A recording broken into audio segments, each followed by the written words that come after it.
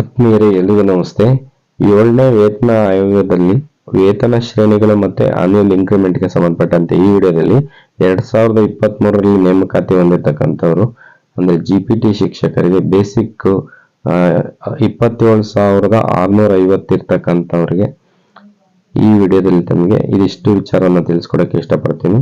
ಅವರಿಗೆ new pay scale ಬಂದು 44,425ರಿಂದ 83,700 ರೂಪಾಯಿ ನ್ಯೂ ಪೇ ಸ್ಕೇಲ್ ಇರ್ತಕ್ಕಂಥದ್ದು.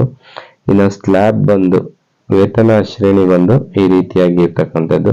ಆನ್ಯುವಲ್ ಇನ್ಕ್ರಿಮೆಂಟ್ ಬಂದು 1,125 ರೂಪಾಯಿ, ವಾರ್ಷಿಕ ಬಡ್ತಿ ಇಷ್ಟು ಸಿಗುತ್ತೆ. ಬೇಸಿಕ್ ಬಂದು ಹೊಸ ಪೇ ಸ್ಕೇಲ್ 44,425 ರೂಪಾಯಿ ಆಗುತ್ತೆ. DA ಬಂದು 3,776 ರೂಪಾಯಿ ಆಗುತ್ತೆ.